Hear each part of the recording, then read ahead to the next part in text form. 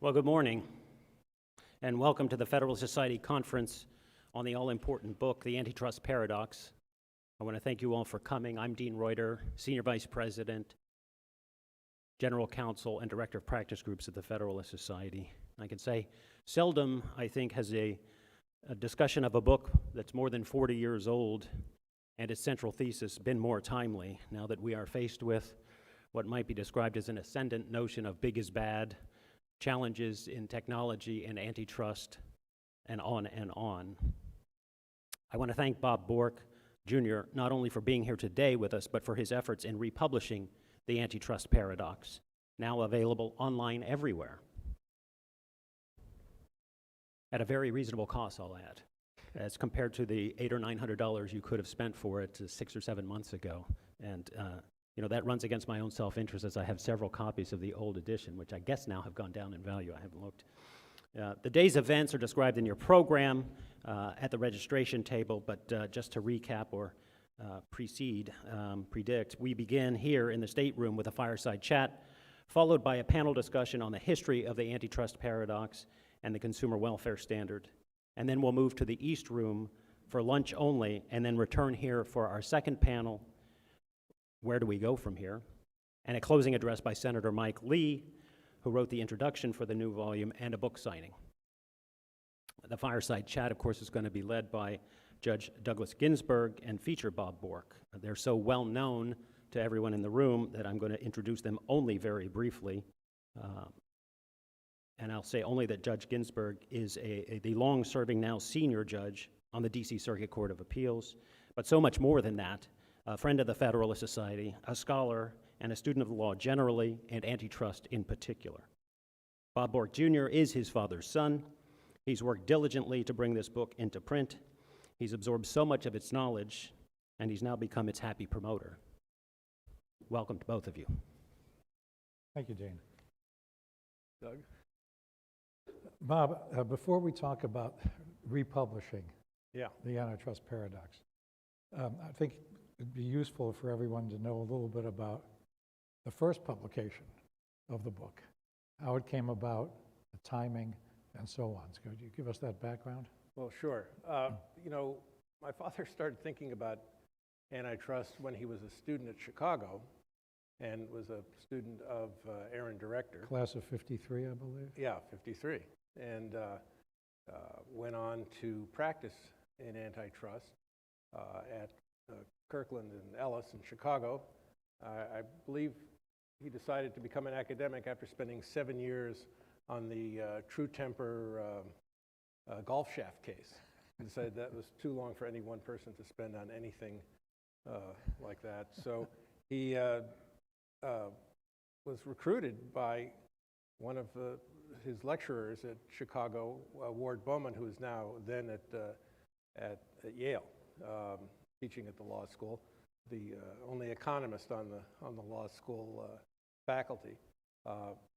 So he started writing, thinking about the economics and the law and economics of antitrust there. Started really deciding to work on a book after a series of articles. I think one of the first was Columbia Law Review on the goals of antitrust. From there, he started working on a draft.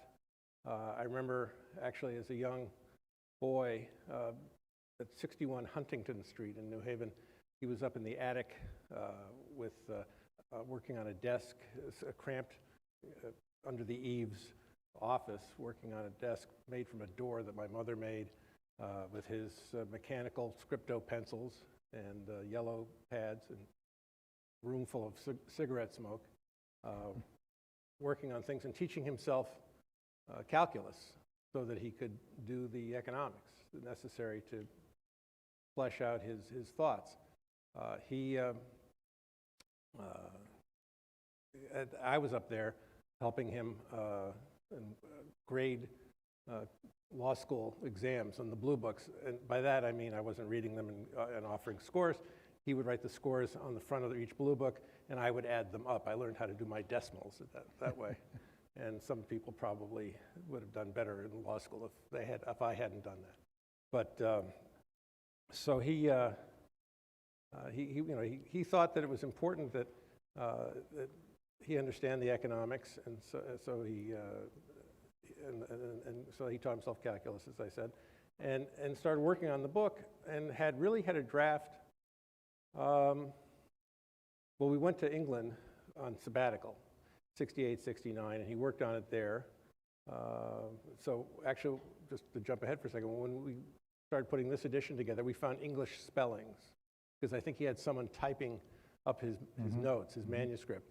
And so somehow or another, they managed to miss the English spellings of words, and we've now corrected that to the proper American English.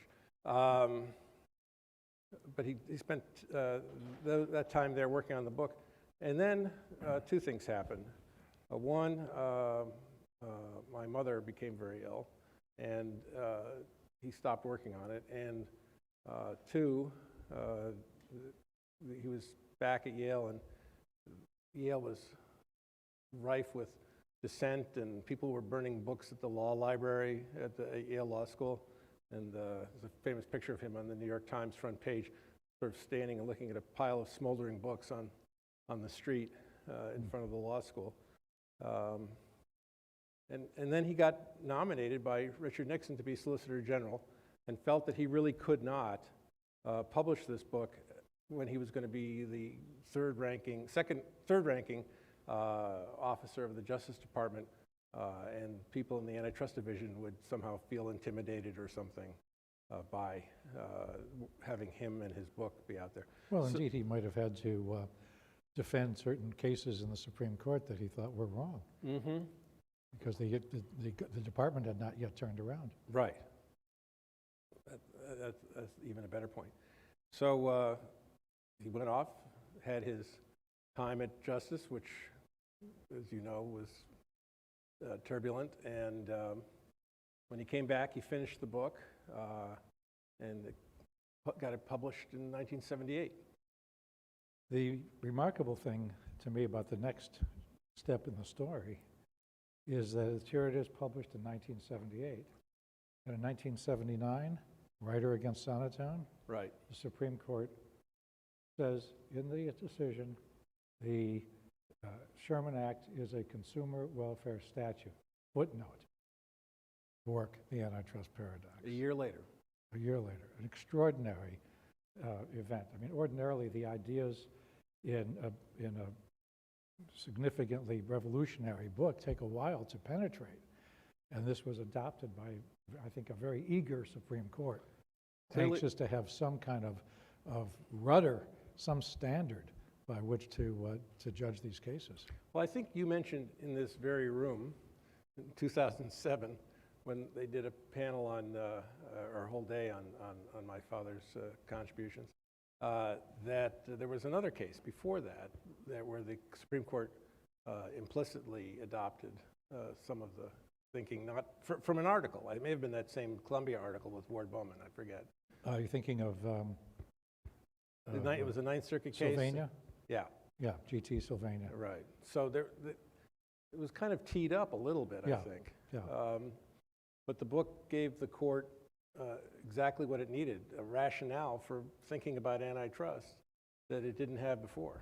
But I think Sylvania was 77, so it had to have been based on an article rather than... Yeah, it was right. It on the was an book. article, I think, you mentioned. Actually, I think you mentioned in a 1967 article that 10 years later was influential there. Yeah. So here is, all of a sudden, he sees his book adopted as authoritative in a way that I'm not sure whether it's clear how significant the implications of that would be when the court first did it. But one case after another seemed to have proved that was exactly what the court wanted to do. I think it's been cited in something like 150 cases now.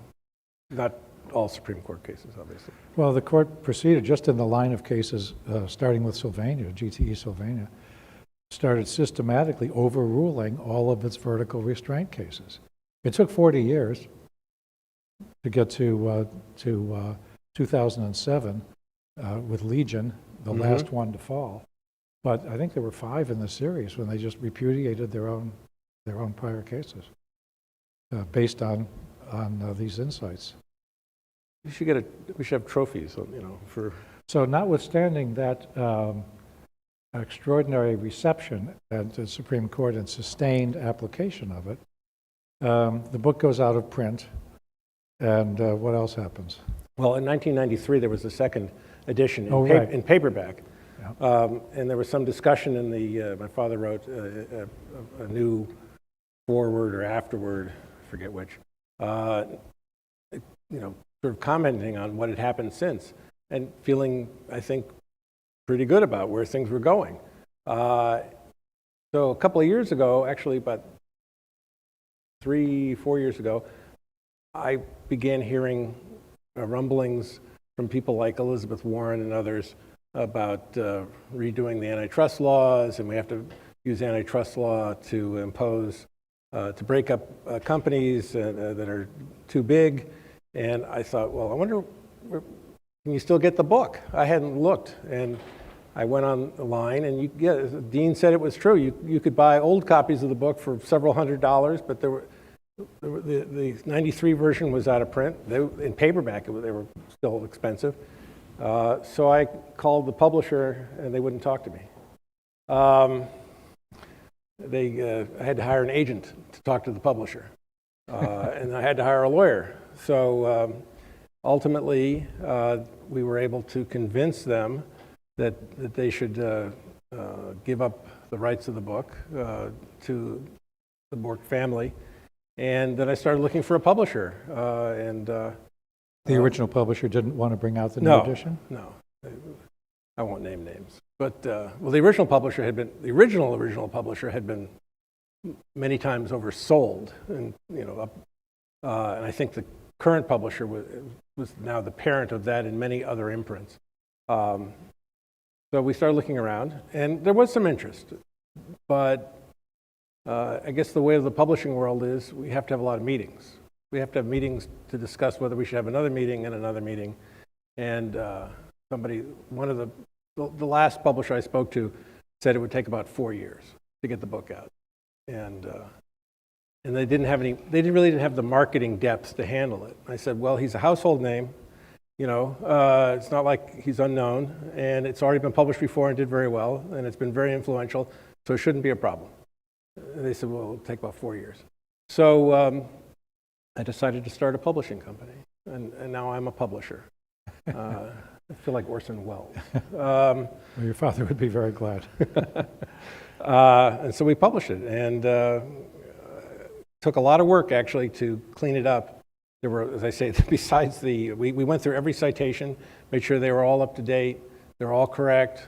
I had John Shue, a good friend of the Federalist Society and of mine, sort of honchoed as a kind of a managing editor.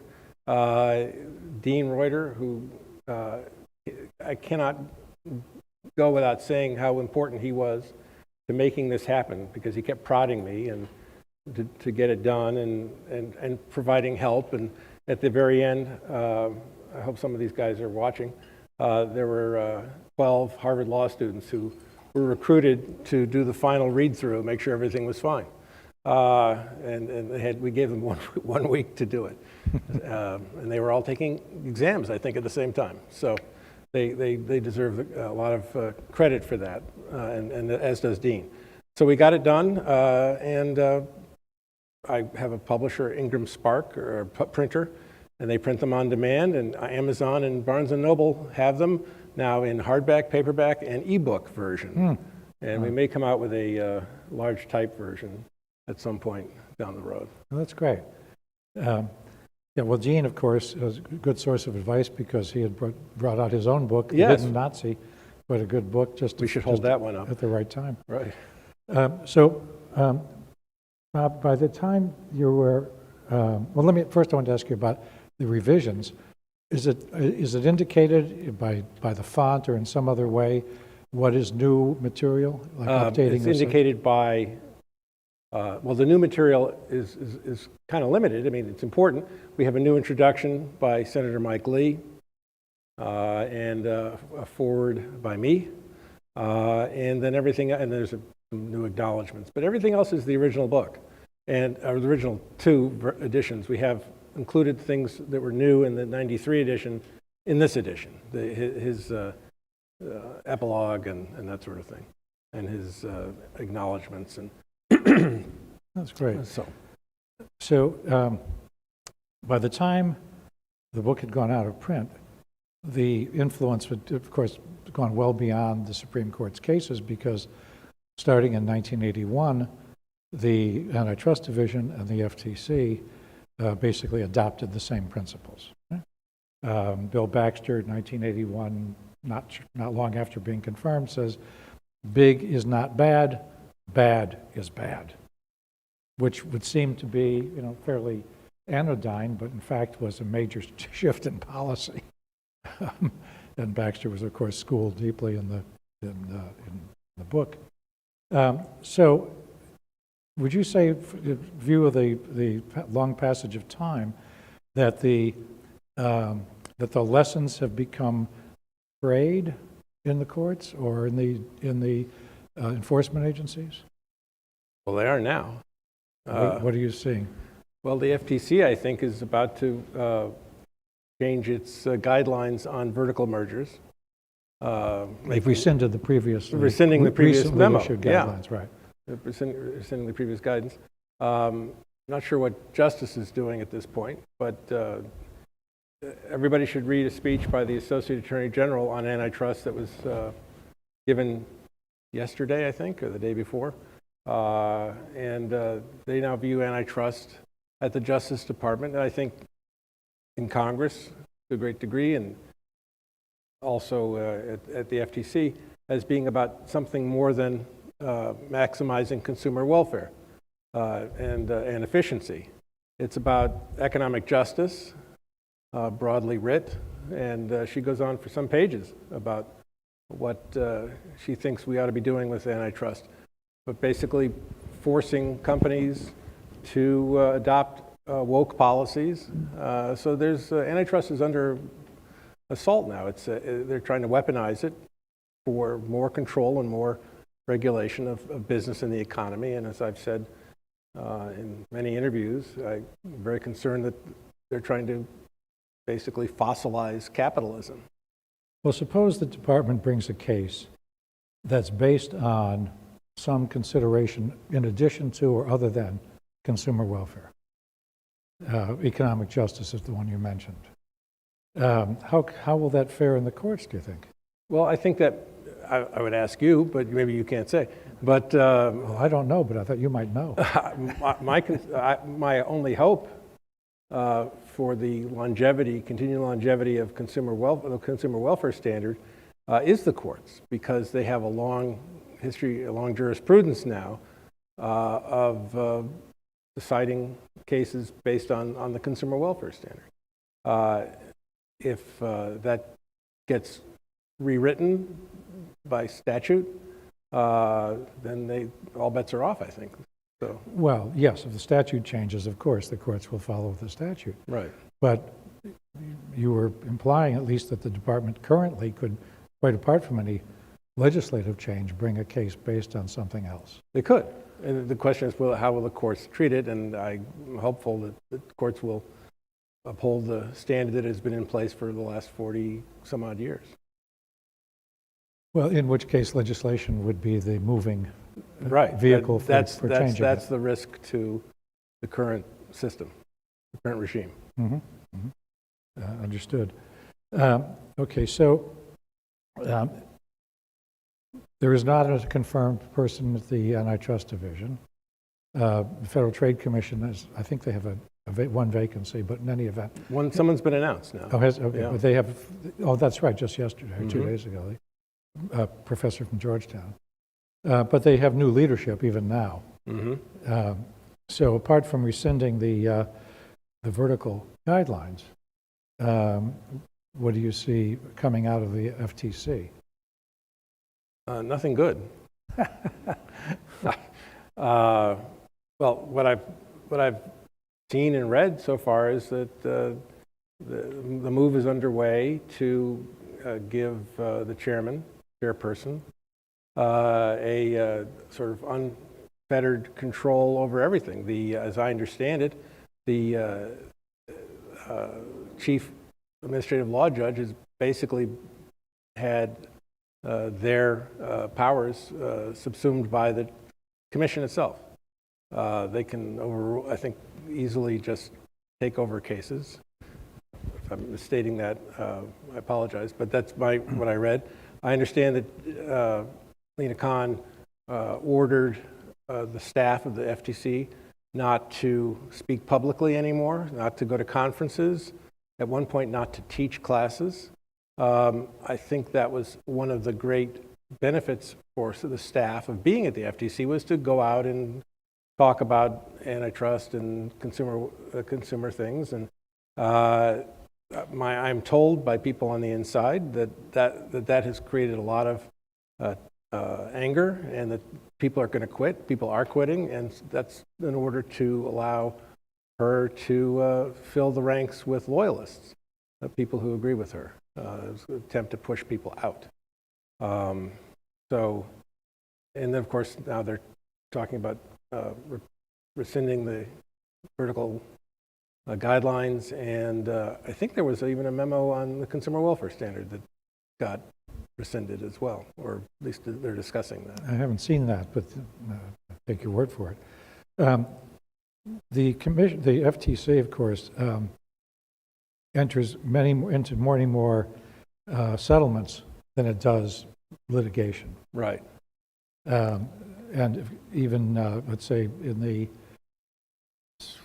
during the Obama administration, there were several settlements that, with respect to the enforcement of standard essential patents, for instance, that in which companies agreed to things that they could not have been forced to do in court. But of course, those settlements don't constitute precedents either. Right. So I would think that that if there's a change in the wind at the FTC, it would be expressed first in settlements where the agency has great leverage. The respondents have great incentive to settle things and move on, particularly in merger cases, but also in consumer protection cases. And that one would see the agency's position evolving primarily by reading settlements, or seeing settlements. But they're also apparently telling companies that the settlements, they may come back and revisit some of those settlements. That they, you know, for example, in the they're after Facebook for its purchase of WhatsApp and Instagram. You know, the things that they agreed to, and now they're saying, well, maybe not. Right, but the complaint there doesn't rest entirely on revisiting those acquisitions. It's couched, I believe, in terms of the acquisitions having then enabled the company to do things that were anti-competitive. So this post-acquisition conduct is, I think, the more promising part of the case for the commission. And separately, of course, they've announced now that the 30-day, that if you apply for a merger, I guess, and then if you the 30 days goes by, they're not going to adhere to the 30-day deadline anymore. Right. I think the chairman has said, Chair Khan has said that the volume of applications, of filings under Hart-Scott-Rodino is just such that they cannot be dealt with in a timely fashion, given the current staffing level at the commission. Right. I think I guess she's correct that this is an unprecedented level of transactions. I guess people are trying to get in under before bad things happen, but well, before the rules get changed too much. If that's the case, then good reason to say, you know, don't count on it. Right. So what other than consumer welfare do you think, you mentioned economic justice, whatever that may mean, what other things are you worried about getting attached, either legislatively or through enforcement decisions? Well, I'm just worried broadly, and I think my father would be too, to returning to a time when there is no, as you put it, rudder. There is no standard. You know, back in the days of big is bad and small actors and worthy men. I mean, just the neo-Brandesians, as they refer to themselves, and this new stuff that's brewing on Capitol Hill, basically mean anything goes. I mean, I don't know that any company will have any idea what it's allowed to do, and will have to come looking for guidance all the time, and then may just walk into a buzzsaw if they have a merger or an acquisition, or Well, I think the merger standard before the change of heart that came with the book was identified by, I think it was Justice Stewart in a separate opinion, right? Mm-hmm. The only consistency is that the government wins. Right. Now, that seemed to have been the case, in fact, because mergers, here's the problem, Bob. There are merger cases on the books from the Supreme Court. The most recent one is 1974, and I think it was Grinnell, in any event, it was 1974. It was not a terrible decision. All the previous ones are still there, Vaughn's Groceries and Pabst Brewing and all that sort of stuff. And the court has not had a substantive Section 7 case, or resolved it on substantive grounds anyway, since 1974. So all those old precedents are there. Brown Shoe is another one. When I was Assistant Attorney General, I simply would not allow the staff to cite those cases. You know, yes, they said, well, we could win. Well, if we don't want to win on that ground, all right, if we can't have a legitimate or well-thought-out objection. But those are the precedents. They're still there. Mm-hmm. And I don't see any barrier to the division or the FTC relying on them. They're totally out of step with contemporary industrial organization economics. But that's not the law. So maybe the consumer welfare standard isn't so well lodged. Maybe it's not.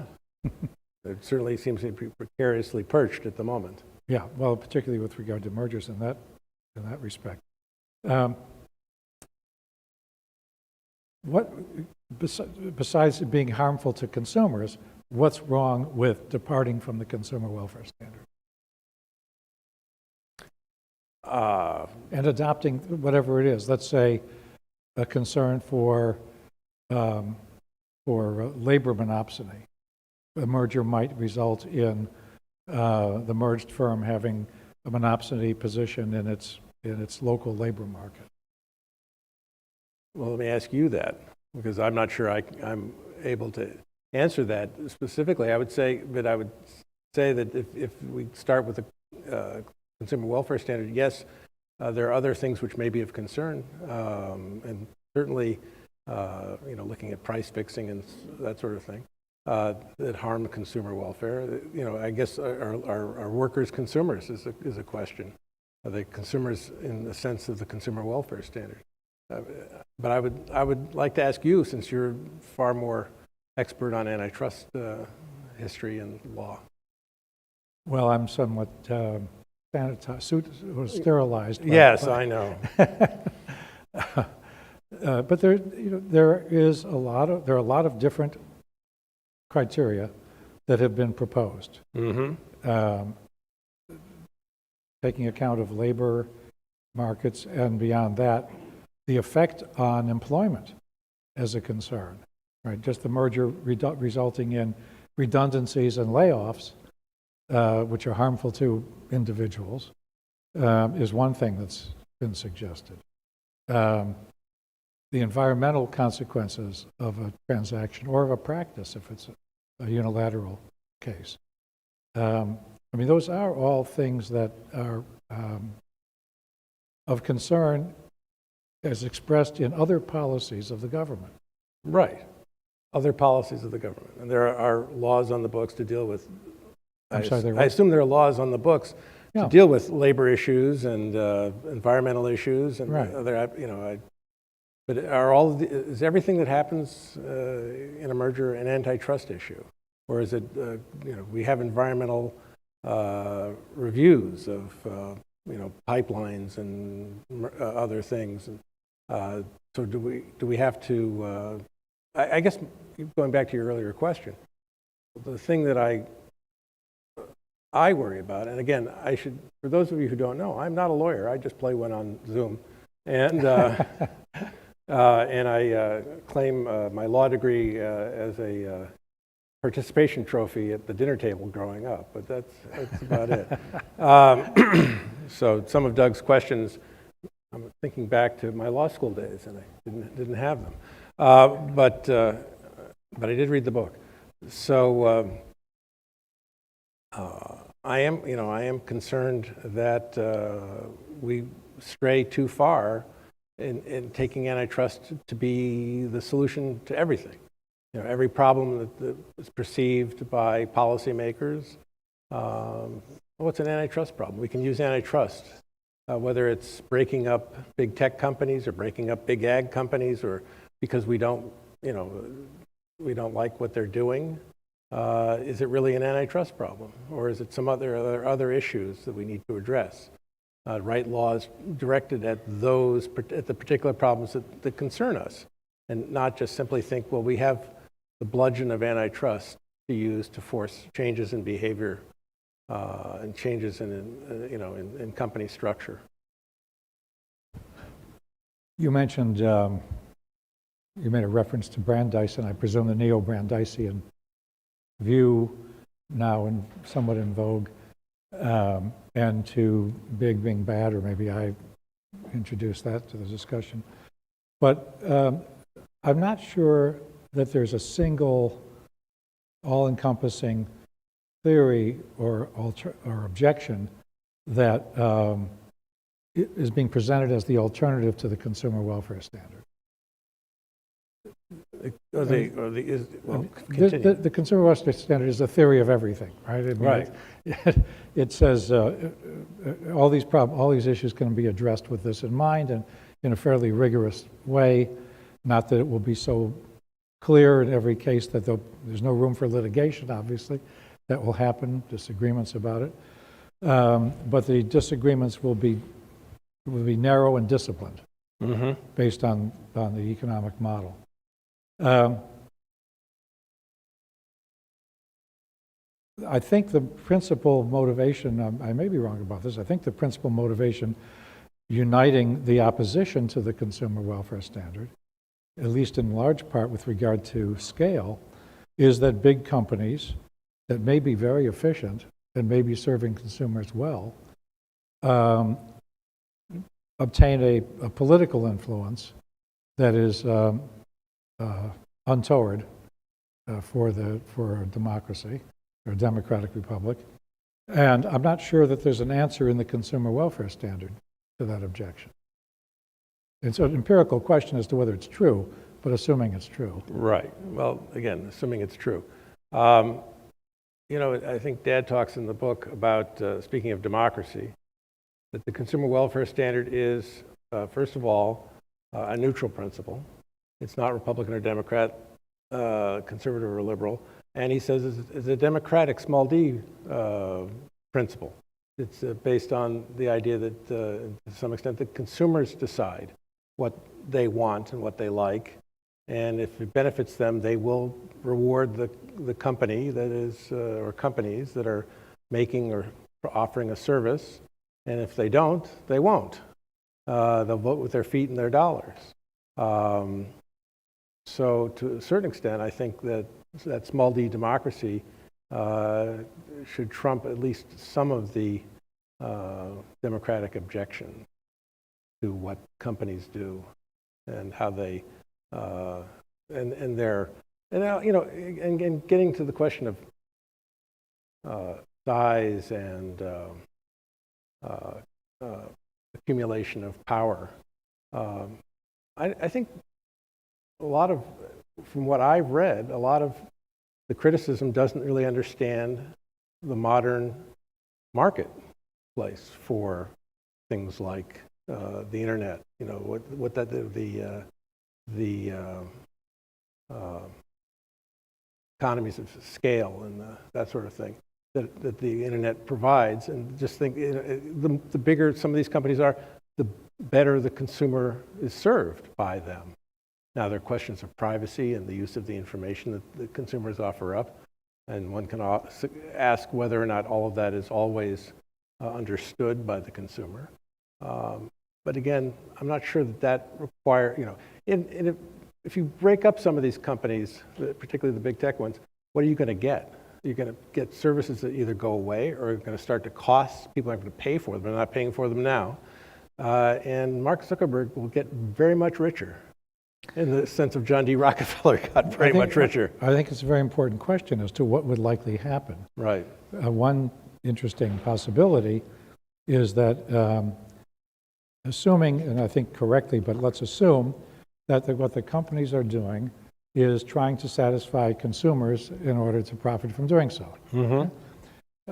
So take the objection that, well, in order to please consumers, they have algorithms that send them news and information of the sort that they will find pleasing, right? So you get this dichotomy of what people are seeing and reading, and so contribution to polarization of political view. So let's say the company that's doing that is broken up into several separate competitors. Well, they're going to compete even harder to give consumers what they want, and even more, try to send them the news that they value, that they want to see. Why would they not? If they're trying to please consumers, the current companies are doing that, presumably they are, so would their successors. Right, and I think the current critics forget that there are, in fact, competitors out there. First of all, some of these companies compete with each other, these big ones. And then second of all, you know, there are the Parlors of the world, and others like Parlor are out there offering different services, different kinds of services with different standards of community standards and all that. There are, I get ads in my feed all the time for apps that will give me news that is unfiltered or, you know, isn't biased or whatever, either way, or news that is inclusive of both sides. So there is, in fact, I think there are places people can go to find an alternative to what they think is they're being managed by the platform. The array of things available is so vast it dwarfs anything in prior human experience. Right. Now, just because some of those apps aren't as big as Facebook doesn't mean that they won't be. I mean, Facebook killed a competitor years ago in MySpace, and Google beat up Yahoo. So there's no reason to suggest that they couldn't actually also find themselves in a similar boat later on. I want to go back to just something you said about doubting that some of the critics of the current standard maybe don't understand the economics. And there may be some who have that disability. I was on a panel, it may have been in this room, about 3 or 4 years ago, with somebody, I think from the Open Markets Institute, who understood the economics just as well as you or I, but had these two objections, one of which was political influence, and the other of which was basically nostalgia, talking about the effect of Walmart on main streets, on the main street in smaller cities, and how it's devastated small shops and so on. It's a sort of a cultural objection based on a preference that has nothing to do with the economics or with consumer welfare. It's saying that wouldn't it be nice to be a sort of more Jeffersonian society again? Sure, Dysentery and poop in the streets, right, exactly. Well, I think it's a very elitist view, actually. Yeah. But, well, I mean, because, Walmart's where it is because people wanted to save small amounts of money because they need to. Walmart is where it is because my grandmother, my father's mother, who used to wonder why the corner grocery store didn't have as much in the way of choices and had higher prices, why that was. And then she said, I go to the supermarket because of that. I go to the big box store because of that. So yes, she found what she wanted, more choices at lower price from a bigger competitor.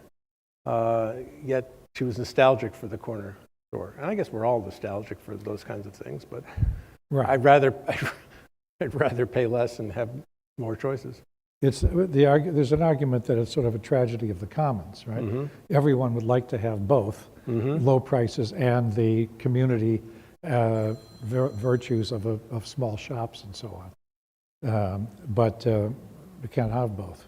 No, you can't. So the people have chosen, I guess, is one way to look at it. And- That's the and- little d democracy we're talking And, about. yeah, and perhaps some elites would choose otherwise, but so be it.